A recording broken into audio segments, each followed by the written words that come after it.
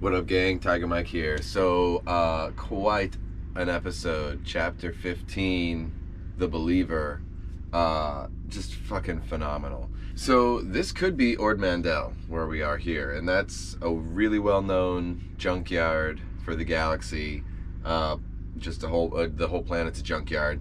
But there's a couple of these in the Star Wars universe that we've seen. So, this very well could be a new one. There's obviously a lot of old Imperial junk, AT-STs, TIE fighters. You know, we see the walkers in the distance that are kind of, scavenger platforms. But they're obviously made from AT-AT legs and chassis. Boba Fett's armor, he must have, obviously, he cleaned it all up, repainted it, did a new job on it, and it is looking slick. So I don't think we've ever seen Boba Fett's armor look that good at any point in the entirety of his story. Even in the Clone Wars series that he's in, the episodes of that he's in, like, that's a pretty phenomenal paint job right there, gang. And it even includes the little scanner LED thing, whatever that is, that you can clearly see in Empire Strikes Back. So super awesome callbacks going here. So here we get to finally see Slave One from the inside transferring from a horizontal landing mode to a vertical flight mode. And that's pretty friggin' cool. So there's the ladder there that goes up to the cockpit. And this is obviously just the crew level, operations level. Obviously Boba Fett is the pilot. So we got a bunch of cool things in this episode. Later on we see Bill Burr's character and Mando driving an Imperial assault transport carrier, or something like that. Imperial transport assault carrier, Imperial assault transport carrier, Imperial assault carrier transport. I've said them all now, so one of them's got to be right. And they sneak into the base to get the information for Moff Gideon. We hear a callback to Operation Cinder, which we get to play in Battlegrounds 2, which was a pretty sweet game. But anyway, so obviously this is a big part of the Imperial Remnant in trying to scare the galaxy into welcoming them back. Such a great line when they're talking about who's gonna go in to the facility, and Mando looks at Boba Fett and he goes, let's just say they'd recognize my face, because obviously Boba Fett is a clone of Jango Fett, as all of the other clone troopers were, so Imperial troopers should recognize a clone on sight. We also get to see a lot of Rogue One references. I'm pretty sure we see this Imperial assault transport carrier on Rogue One. It could have been what Jyn Erso was rescued from. It looks similar. And then we get a lot of uniforms from Rogue One, specifically the scout trooper, sand trooper look. And then it's nice to see at the end of the episode Bill Burr's character really, he used to be Imperial, and that used to be is very definite, because, he's just from Operation Cinder, was left for dead. The rest of his platoon was killed. Nobody seemed to care, and he's just like, fuck you guys. That's why he shoots the officer in the face, which is just an amazing moment. So this fight scene is actually pretty important, because it shows how good of a fighter Mando is hand to hand and with a staff. So we know he has this Beskar staff. We know Moff Gideon has the Darksaber.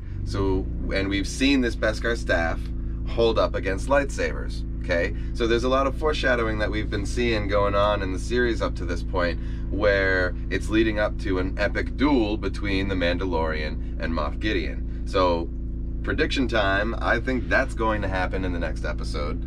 Or if the next episode is the final episode, which I believe it is, because it'll be the 8th episode. So the fight it just goes to show his skills and really how good he is in combat all by himself against multiple enemies. Fortunately, those warriors were just kind of local guerrilla troopers and they weren't a serious threat. It's going to be a little bit different when he's fighting Moff Gideon and when he's fighting the Dark Troopers and all the other fun surprises that he has in store, that Moff Gideon has in store for the Mandalorian. So this is a super interesting scene. Lots of respect from these Imperial troopers, and they're just kind of like, we just killed a lot of innocent freedom fighters for the Empire. Well, that kind of sucks. And so you could just kind of tell, they're like, oh yeah, thanks, cool, we appreciate, your, respect and all that, but they're just like disgusted with themselves. And then, so we come into this scene where Mando has to take off his helmet to get the job done. Here he's like, oh, well, you gotta do it, or we're gonna raise the alarm. Everybody's looking at him and he's just like, all right, this is happening. There we had another sand trooper outfit. He's one of the first stormtroopers to die. I think he's the first stormtrooper to die. He's the second person to die after the officer. Alright, now we're coming up to my favorite moment of this episode. And no, it is not the destruction of the Imperial base, because that was just easy. You could see that coming a mile away. That was written all over his face. The moment he sat down with the Imperial officer, he was just like, I'm gonna kill everybody here. And the Mandalorian was like, oh, that's a terrible idea. This is my favorite part of the whole episode, because it's a callback. And this is one of the reasons why you kind of have to give the prequels a little bit more respect now, because they're really just, they allow these gems to happen where you're just like, oh, you two TIE fighters chasing the Slave One, this is not going to end well for you. You should not do this. And then, oh, of course, it's like, yep. And then it makes the iconic sound, or the vacuum absence of sound. We got company. Hang on.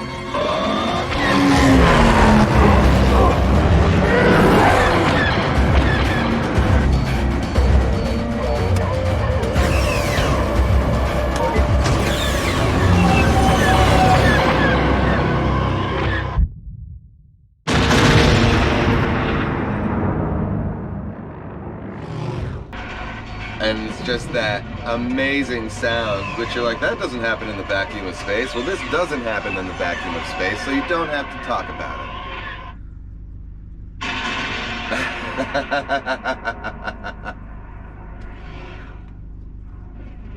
it. It makes me laugh every time, just like, what the fuck were you thinking, chasing Slave One? You have there should be registries on these ships. They immediately can recognize the Millennium Falcon. They should be able to know the Slave One is not a ship that you want to be fucking with. But apparently they didn't, so now they're dead.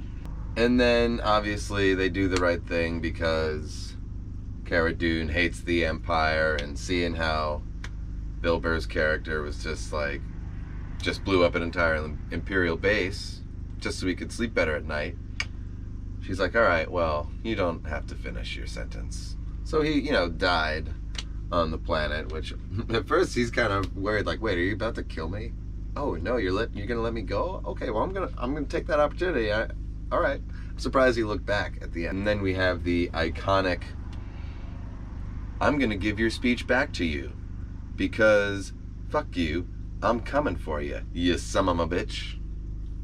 So obviously Moff Gideon is not super pleased to hear his own words spoken back to him with even deeper meaning than what he gave originally. So, it's this is going to be an epic duel that we're coming up on in the next episode here. Hey gang, so I just wanted to take a second and tell you about one of my sponsors.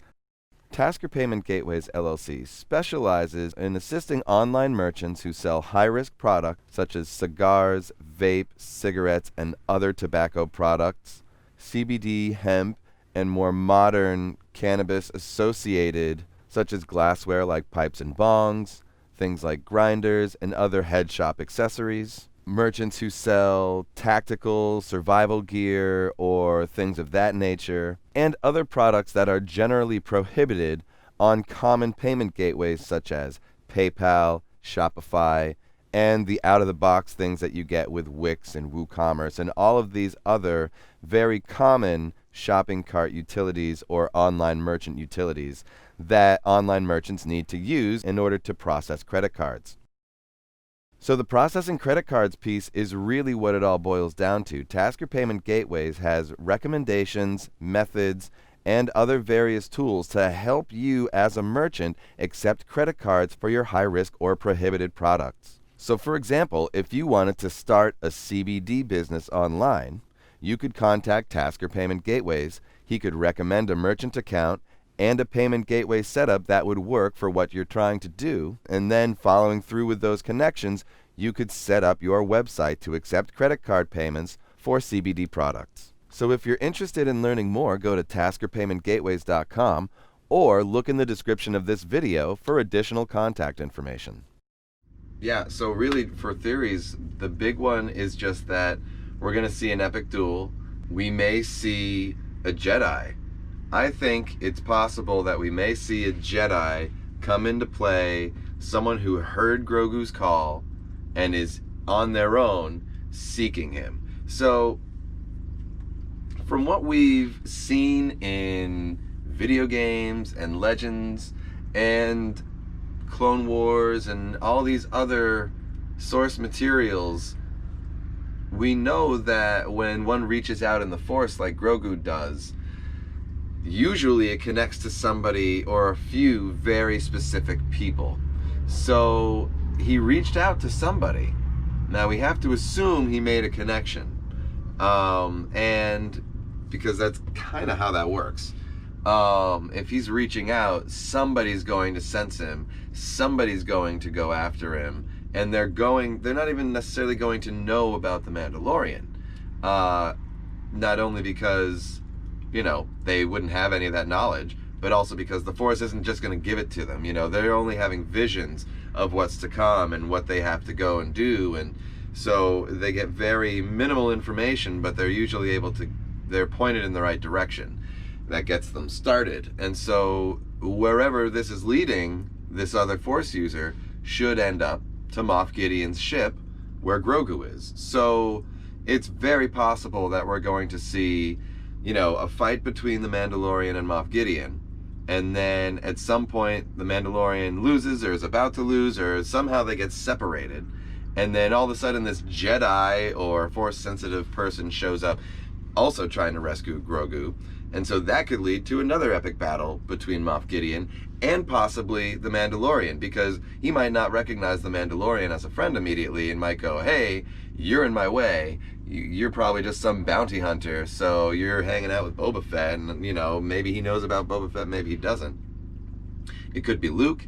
It would be cool to see Sebastian Stan as Luke, but I reserve that for a very small chance.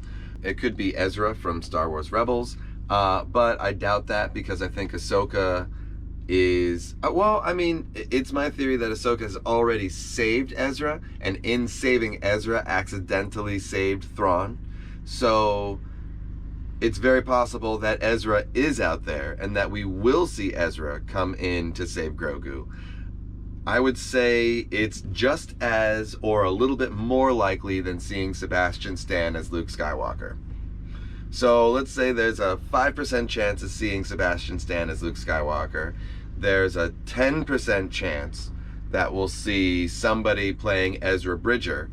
And then the more likely scenario is that we'll meet somebody new.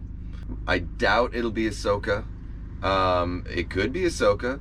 It's very plausible that the Mandalorian would go looking for Ahsoka to help him free Grogu, and also would go looking for Bo-Katan.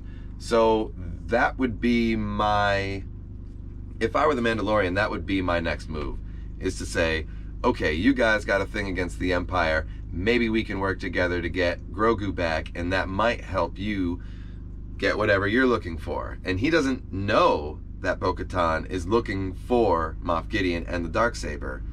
So it could be that he's like, hey, let's just send her a message And then she's like, oh my God, we're after the same guy. We should team up, yo. Boom. So, yeah, boom. So we'll see. You know, it's really, really exciting. I think my prediction is that he's going to tear through those Dark Troopers. Once he realizes how tough they are, he's going to turn it up a notch. And he's going to barbecue their ass, and he's going to just pull them all apart. So then, after that, I think Moff Gideon may finally meet his demise. He's had 2 solid seasons of being the main villain here. And so I think if they're trying to move things forward, maybe towards Thrawn for the Ahsoka series, then we might get a season where Thrawn is the main villain. Or they might go off in a totally other direction, where the Mandalorian and Grogu get to go and have some vacation. It's also possible that Din Djarin will die. And, I mean, now we're seeing Boba Fett is like, all of a sudden it's his ship. You know, we get Slave 1, we get Boba Fett, we get Fennec Shand, and, you know, so it could be that Din Djarin dies, and the Mandalorian is now the story of Boba Fett. It's possible that the Mandalorian convinces Boba Fett to take the creed, not necessarily the no helmet creed, but the good old fashioned Mandalorian creed of pretty much the lifestyle that Boba Fett leads anyway. So you know, it's possible that Din Djarin will die. It's possible Boba Fett will die, and that Din Djarin will get to keep Slave 1. That would be crazy. You know, giving Boba Fett just a real solid out like that, you know, might be what they're looking for, just because he's such an epic character. And, you know, maybe he sacrifices himself and says, hey, take the ship.